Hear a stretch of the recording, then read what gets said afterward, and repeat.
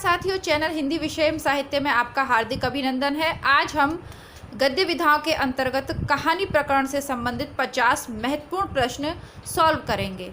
यह test paper number 8 है, जिसे आप प्रैक्टिस सेट नंबर 8 भी कह सकते हैं। 350 प्रश्न संख्या 350 से लेके प्रश्न संख्या 400 तक आज हम इस पेपर के माध्यम से हल करेंगे। इससे पूर्व हम आदिकाल, भक्तिकाल, रीतिकाल और आधुनिक काल से संबंधित और भाषा उद्भव एवं विकास से संबंधित 7 टेस्ट पेपर सॉल्व कर चुके हैं।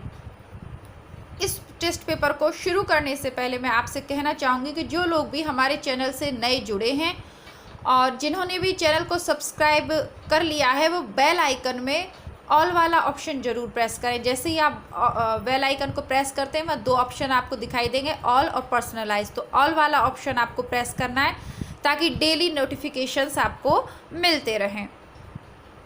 साथ ही जैसा कि आप सभी जानते हैं कि यह चैनल नया चैनल है। मैंने इसे स्टार्ट किए हुए ज़्यादा समय नहीं हुआ, बल्कि जब शुरू किया था तो किन्हीं कारणवश से मैं रेगुलर नहीं कर पाई थी।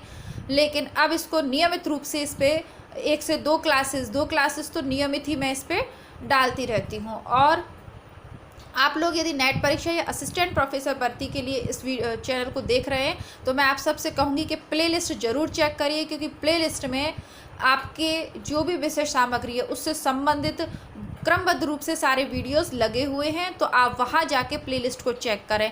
दूसरा, जिन लोग इससे पहले हम हिंदी साहित्य का इतिहास पुस्तक पूरी अपने चैनल पे पढ़ चुके हैं, तो जो लोग नए आए हैं चैनल से या जो पहली बार ये वीडियो देख रहे हैं, तो प्लेलिस्ट में जाके वह पूरा देखिए। उसके अंतर्गत लेखन परंपरा से शुरू करके आदिकाल, भक्तिकाल, रीतिकाल, आधुनिक काल की समस्त विधाएं, द्विवेदी, प्रगति, प्रयोग, सारे युग, नई कविता और उसके बाद गद्य विधाएं यानी कि नाटक, आलोचना, निबंध, कहानी आदि सभी के विषय में विस्तृत हम अध्ययन कर चुके हैं। उसी को दोहराने के लिए मैंने आपके लिए यह टेस्ट सीरीज शुरू करी है, ताकि आप कहीं पढ़े हुए को भूल ना जाए। बहुत मेहनत से आपको बहुत व्याख्या करके एक एक चीज़ को स्पष्ट करके मैंने वो बुक आपको पूरी पढ़ाई है।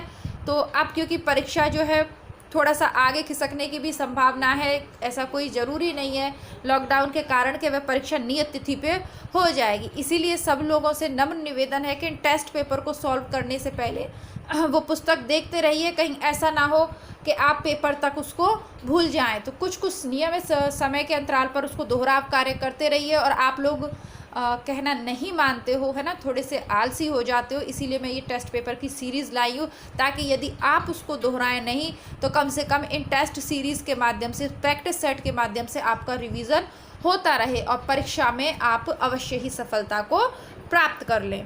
तो आइए आज का पहला प्रश्न देखते हैं। आचार्य रामचंद्र शुक्ल की कहानी 11 वर्ष का समय सबसे पहले किस पत्रिका में प्रकाशित हुई?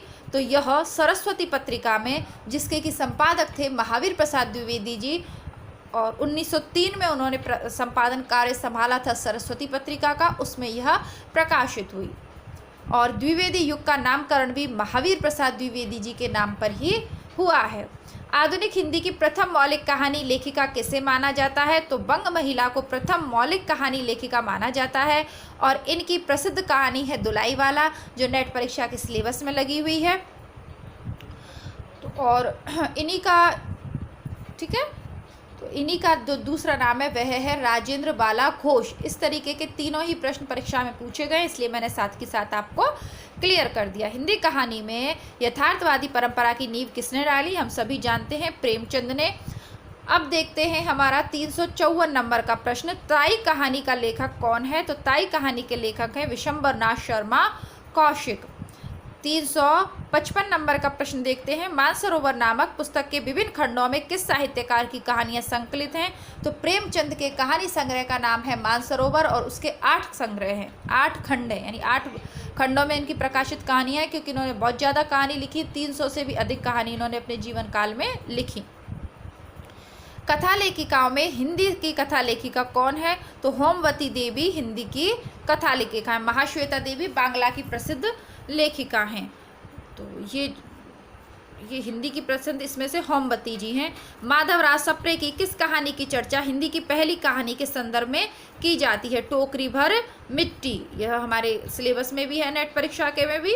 और साथ ही साथ देखिए, नेट परीक्षा और असिस्टेंट प्रोफेसर भर्ती परीक्षा जो होगी सिलेबस सेम ही रहने वाला है, तो आप किसी प्रकार का कन्फ्यूज़न मन में ना रखें कि यह असिस्टेंट प्रोफेसर के लिए यूजफुल हैं या नहीं। जो चीज़ नेट के लिए यूज़फुल है 100% से वही चीज़ असिस्टेंट प्रोफेसर भर्ती के लिए भी यूज़फुल है, क्योंकि नेट परीक्षा के आधार पे ही जो असिस्टेंट प्रोफेसर भर्ती की जो योग्यता है उसका निर्धारण नेट परीक्षा के माध्यम से ही किया जाता है। निम्नलिखित पंक्तियां जयशंकर प्रसाद की किस कहानी की प्रारंभिक पंक्तियां बंदी क्या है? सोने दो, मुक्त होना चाहते हो, अभी नहीं, निद्रा खुलने पर चुप रहो। तो ये आकाशदीप की प्रसिद्ध पंक्तियां हैं। आकाशदीप भी हमारे नेट के सिलेबस में लगी हुई कहानी है। देखिए अलग से प्लेलिस्ट बनी हुई है चैनल पर हिंदी कहानियों के नाम से, तो उसमें आपकी नेट परीक्षा सिलेबस की जो भी कहानियाँ हैं उसको आप वहाँ पे जाके देख सकते हैं। कौन सी कहानियों में इन कहानियों में प्रेमचंद की कहानी कौन सी है? ठाकुर का कुआं। और अभी जो 12:30 बजे दूरदर्शन पर धारावाहिक प्रसारित हो रहा है तहरीर मुंशी प्रेमचंद की, तो उसमें ये सारी कहानियाँ और प्रेमचंद के उपन्यास दिखाए जा रहे हैं। हिंदी साहित्य के जो विद्यार्थी हैं उनके लिए बहुत सुनहरा अवसर है ये रामायण को समझने का, महाभारत को समझने का, और साथ ही साथ वो तहरीर जो मुंशी प्रेमचंद की वो भी हिंदी साहित्य के स्टूडेंट के लिए बहुत महत्वपूर्ण है, क्योंकि हिंदी साहित्य की प्रसिद्ध विश्व प्रसिद्ध कृतियाँ इन्हीं कृतियों के ऊपर डिपेंडेड हैं, या इन्हीं कृतियों से इनका मूल कथा इन्हीं कृतियों से ली गई है। चंद्रधर शर्मा गुलेरी ने कुल कितनी कहानियाँ लिखी? 3 कहानियाँ इन्होंने लिखी थी। सुखमय जीवन, बुद्धू का कांटा, उसने कहा था। हिंदी कहानी का प्रारंभिक रूप किसमें मिलता है? 84 वैष्णव की वार्ता में, और इसका जिक्र हम लेखन परंपरा के वीडियो के अंतर्गत कर चुके हैं। किस पत्रिका ने हिंदी कहानी के प्रचार प्रसार में महत्वपूर्ण भूमिका निभाई? सरस्वती ने। जब इन्होंने महावीर प्रसाद द्विवेदी जी ने जब इसका कार्यभार संभाला, उसके बाद उन्होंने हिंदी को परिष्कृत करने का कार्य किया, यानी कि मात्रा संबंधी या व्याकरण संबंधी जो गलतियां हैं हिंदी की उन्हें शुद्ध करके वो वापस भेज देते थे लेखक को, और जब शुद्ध करके ही जब वो आती थी तभी उन्हें अपनी पत्रिका में छापते थे। और कभी कभी स्वयं भी टीका टिप्पणी के माध्यम से लेखकों को हर विषय में प्रेरित करते रहते थे। चंद्रधर शर्मा गुलेरी की किस कहानी को कहानी कला की दृष्टि से मील का पत्थर माना जाता है? उसने कहा था। नेट परीक्षा के सिलेबस में है, चैनल पे उपलब्ध है, प्लेलिस्ट में जाके इसको अवश्य पढ़ लीजिए। बाकी तीनों कहानियां इनकी उसने कहा था, सुखमय जीवन और बुद्धू का कांटा। प्रेमचंद की कहानियों का संग्रह मानसरोवर कितने भागों में प्रकाशित है? तो 8 भागों में यह प्रकाशित है। जयशंकर प्रसाद की पहली कहानी कौन सी है? ग्राम। रानी केतकी की कहानी का लेखक कौन है? तो इसके लेखक हैं इंशा अल्लाह खान। और इसको विस्तार से जब पढ़ाया था मैंने पुस्तक में, तब आपको बताया था कि रानी केतकी की कहानी का ही दूसरा नाम है उदयभान चरित। दुलाई वाली कहानी किस लेखिका की लिखी हुई है? तो ये बंग महिला की लिखी हुई है। राजा निर्वंशिया कहानी के लेखक कौन है? कमलेश्वर, और यह भी हमारे कोर्स में है। प्रेमचंद का वास्तविक नाम क्या है? धनपत राय। बंग महिला का वास्तविक नाम राजेंद्र वाला घोष। हिंदी कहानी संदर्भ और प्रकृति पुस्तक के लेखक हैं इंद्रनाथ मदान। दोबारा देख लीजिए, इंपॉर्टेंट क्वेश्चन है। हिंदी कहानी संदर्भ और प्रकृति पुस्तक के लेखक इंद्रनाथ मदान। ठीक है, ये जो सारी प्रकृति है ना, इसमें सब कुछ किसके वश से होता है? इंद्री तो हैं सारी, जो वायुदेव, जलदेव, अग्निदेव, ये सब किसके दरबारी हैं? इंद्र देवता के दरबारी हैं। तो प्रकृति किसके वश में है? इंद्र देवता के वश में। कभी बहुत ज़्यादा बारिश कर देते हैं, कभी वायुदेव को आदेश दे देते हैं, तो कभी वरुण देव को आदेश दे देते हैं। तो सारी प्रकृति, संदर्भ और प्रकृति, तो ये जो सारी कहानी है ना प्रकृति की, जितनी भी कहानी है वो इंद्रनाथ मदान के संदर्भ में ही है, इंद्र जी के ही बस में है। प्रथम विश्व युद्ध पर आधारित कहानी कौन सी है? उसने कहा था, हम सभी ने इसको पढ़ा है। प्रेमचंद का जन्म कहाँ हुआ था? लम्ही में। प्रसिद्ध कहानी कफन का लेखक कौन है? प्रेमचंद। वर्तमान में 12:30 बजे दिखाई भी गई थी, अभी कल परसों ही दिखाई जा रही थी। हिंदी कहानी एक अंतरंग परिचय पुस्तक के लेखक हैं उपेंद्रनाथ अश्क। एक अंतरंग परिचय, हिंदी कहानी अंतरंग परिचय। तो किसी भी व्यक्ति का जो अंतरंग परिचय होता है ना, तो काफ़ी जब वो अपने भावों को, पूरे जीवन को, स्वयं जब उसका एक व्यक्तिगत परिचय जब वो देता है तो आंखों में आंसू आ जाते हैं। उपेंद्रनाथ अश्क का अगर हम परिचय पढ़ें तो हमारी आंखों में क्या आ जाएंगे? अश्क आ जाएंगे, क्योंकि वो उसमें वो अपना पूरा अंतरंग परिचय देते हैं। पाजेब कहानी के लेखक कौन है? जिनेंद्र कुमार हैं। मनोविश्लेषणात्मक कहानीकार हैं। देखिए ये चारों ही कहानीकार जो इसमें दिए हुए हैं मनोविश्लेषणवादी कहानीकार कथाकार हैं जिनेंद्र कुमार, अज्ञेय, ईलाचंद्र जोशी और सुदर्शन। ठीक है, और ऐतिहासिक पृष्ठभूमि पर किस रचनाकार ने कहानियाँ लिखी हैं? तो जयशंकर प्रसाद ने। और सर्वाधिक ऐतिहासिक नाटक भी इन्होंने ही लिखे हैं। लास्ट परीक्षा में पूछा था नेट की में, इसलिए मैंने आपको साथ के साथ क्लियर कर दिया है। सुकुल की बीबी तथा चतुरी चमार कहानी संग्रह किसके हैं? तो यह निराला के कहानी संग्रह है। यारों के यार कृष्णा सोबती का कहानी संग्रह है। और बादलों के घेरे नई कहानी आंदोलन की उपज कौन सी नहीं है? देखिए, नई कहानियाँ आधुनिक काल के अंतर्गत में जो आपको कहानियाँ पढ़ा रही हूँ महत्वपूर्ण, उसमें बादलों के घेरे है और यह भी कृष्णा सोबती की ही कहानी है। एमए के विभिन्न राज्यों की जो एमए की परीक्षा है उसके सिलेबस में भी है और नई कहानी आंदोलन की प्रमुख कहानी है। जैसा कि मैंने आपको कहा कि नेट के सिलेबस में जो कहानियां लगी हुई हैं उनसे इतर भी 4-5 जो महत्वपूर्ण कहानियां हैं नई कहानी आंदोलन की, जिनको कि एक सर्वोच्च स्थान प्राप्त है आधुनिक कहानियों में, वो भी मैं आपको चैनल पर उपलब्ध करवाऊँगी शीघ्र ही, ताकि असफलता की संभावना बिल्कुल ना रहे। पंच परमेश्वर जो कहानी है वो नई कहानी आंदोलन के अंतर्गत नहीं आती, क्योंकि वो प्रेमचंद युग की कहानी है। अब देखते हैं किस काल की कहानियां मध्यकालीन प्रेम कथाओं, लोक कथाओं और स्वप्न कथाओं पर आधारित थी। तो प्रेमचंद्र पूर्व की कहानियां इन पे आधारित थी, क्योंकि फिर प्रेमचंद के काल में यथार्थवाद आ गया और प्रेमचंदोत्तर कहानी के अंतर्गत नई कहानियां आ गई। तो भारतेंदु युग के लगभग जो कहानियां थी ना भारतेंदु युग के आसपास की या भारतेंदु युग की, वो सब इन चीज़ों पे आधारित थी। राजा शिव प्रसाद सितारे हिंदकृत कहानियाँ वामा मनोरंजन में कब प्रकाशित हुई? ये पत्रिका थी वामा मनोरंजन, तो इसमें कब प्रकाशित हुई सितारे हिंदकृत कहानियाँ? तो ये 1886 में प्रकाशित हुई। मन की चंचलता कहानी किस लेखक की है? तो माधव प्रसाद मिश्र की है। काशी से प्रकाशित किस मासिक पत्रिका में जयशंकर प्रसाद की कहानियाँ नियमित रूप से प्रकाशित होती? तो हिंदी गल्पमाला। देखिए, इस तरीके के जो प्रश्न है ना, ये नेट जेआरएफ को क्लियर करने में आपकी बहुत मदद करेंगे। साथ ही असिस्टेंट प्रोफेसर भर्ती की जो फाइनल मेरिट बनेगी उसमें भी महत्वपूर्ण भूमिका निभाएंगे, क्योंकि जो सामान्य प्रश्न होते हैं ना डियर, जो सभी गाइड में पढ़ते हैं, तो गाइड वगैरह सारे ही स्टूडेंट पढ़ के जाते हैं, और जो स्टूडेंट कोचिंग करते हैं महंगी महंगी फीस दे के, उनको भी जो मुख्य चीज़ें होती है ना वो सब रटा दी जाती हैं। और नेट का रिजल्ट रहता है 6%।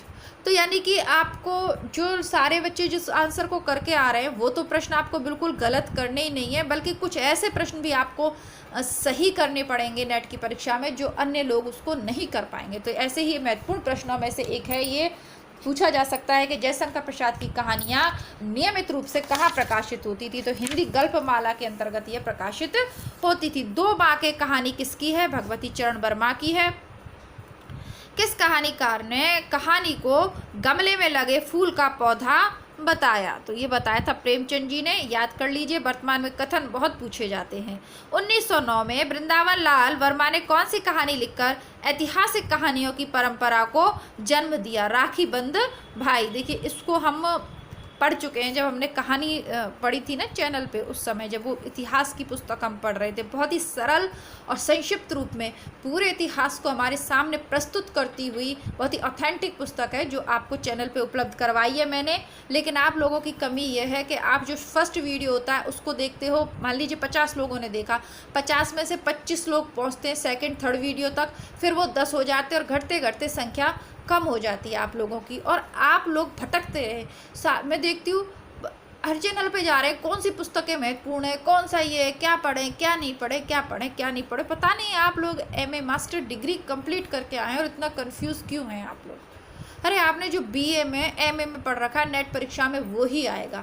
अब बस दिक्कत ये है कि वो आपने 1 वीक सीरीज पढ़ के अगर पास करी है, मूल कहानियाँ आपने नहीं पढ़ी हैं, कोर्स को अच्छे से नहीं पढ़ा है, कक्षाएं नहीं ली हैं किसी भी कारणवश, या प्राइवेट आपने करी है एमए बीए, तो आपको नेट परीक्षा परेशान करेगी। और वरना अगर आपने सही से अपनी एमए और बीए का सिलेबस किया है तो ये परीक्षा आपके लिए बहुत आसान होने वाली है।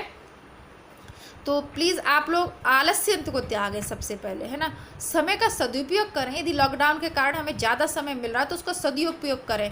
स्वयं आप चैनल पे जाएं, जैसा कि मैंने आपको बताया कि ईमान जो चीज़ सारे चैनल पे पूरी हर जगह आपको मिल जाएगी, वो मैं अपने चैनल पे आपको नहीं करवाऊंगी, क्योंकि मैं यहाँ कॉपी पेस्ट करने के लिए नहीं बैठी हूँ। मैं आपको कुछ बेहतर देना चाहती हूँ, जैसे कि वो ऑथेंटिक बुक, वो आपको आज मार्केट में भी नहीं उपलब्ध होगी, लेकिन मैं जानती हूँ, क्योंकि नेट के पूरे 2004 से लेके 2019 तक के जितने भी प्रश्न पत्र हैं मैंने चैनल पे आपको सॉल्व करवाएं। प्लेलिस्ट बनी हुई है, देख लीजिएगा, क्योंकि आप लोगों में से बहुत से लोग आज नए हैं, तो वो लोग अवश्य देखिएगा।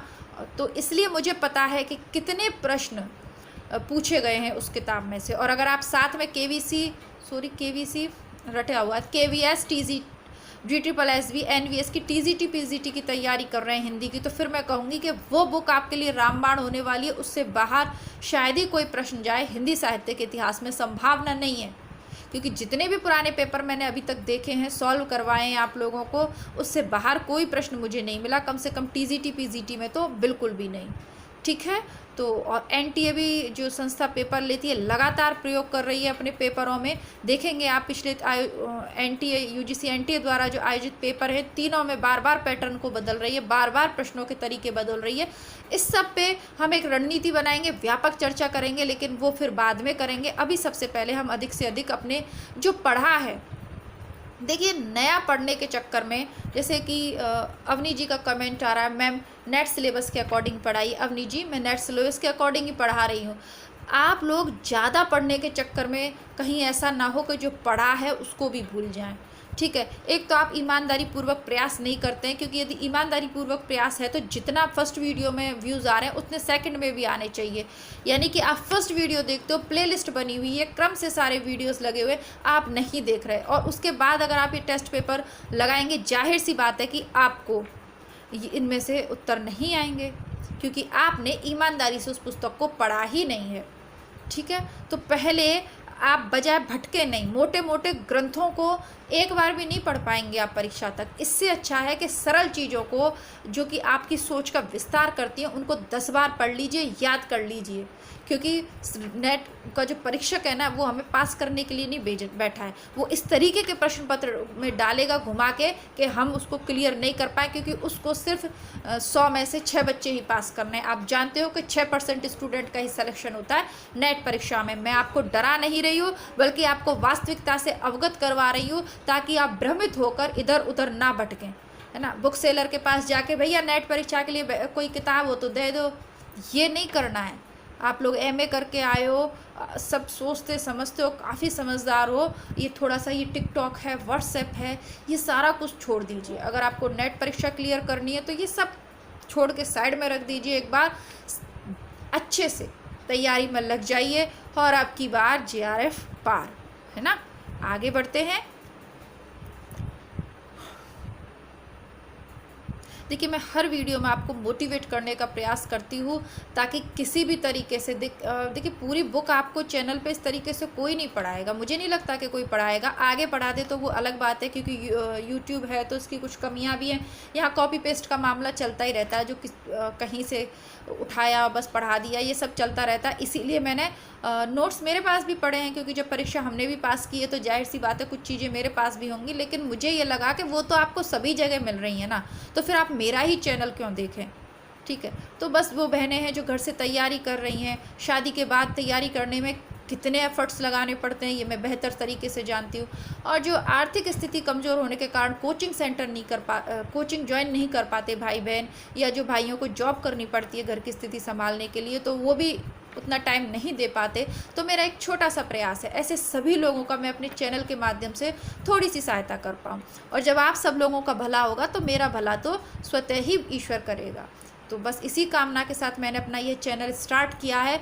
जितना भी मटेरियल मेरे पास अवेलेबल है और जितना भी मैं आपके लिए मंगा सकती हूँ उतना मैं, अभी लॉकडाउन की वजह से बुक्स वगैरह सब जो प्रोग्राम था जो सेट किया था सब कुछ वहीं की वहीं ठप हो गया। लेकिन उसके बावजूद भी चैनल पे इतना मैटर है कि आप लगभग आगे के 2 महीने तक यदि प्रतिदिन वीडियो देखें 1 से 2 तो भी आप सारी प्लेलिस्ट नहीं कवर कर पाओगे।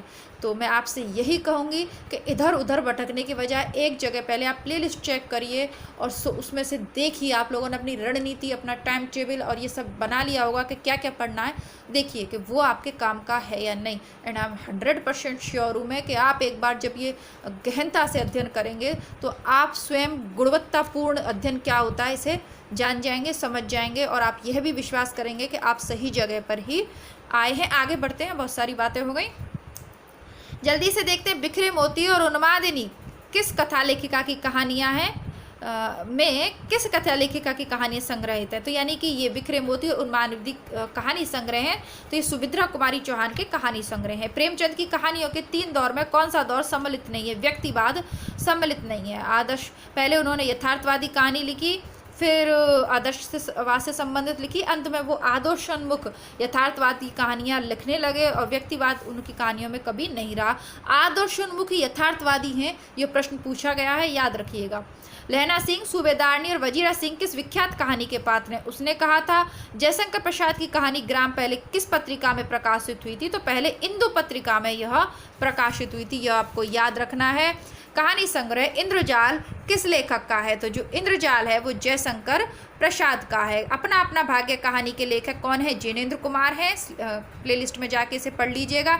ए लड़की की कहानी किस लेखिका की है? तो कृष्णा सोबती जी की जो कहानी है वह है ए लड़की। तो ए लड़की कहानी की जो कथाकार है वो कृष्णा सोबती जी हैं। कृष्णा सोती रहती है, तो फिर अब उसकी मम्मी कैसे जगाएंगे? मान लीजिए आपका नाम कृष्णा और मुझे आपको जगाना है, तो मैं कैसे जगाऊंगी? ए लड़की उठ, है ना। तो ए लड़की, कृष्णा जब सोती है तो उनकी मम्मी कहती है लड़की उठ।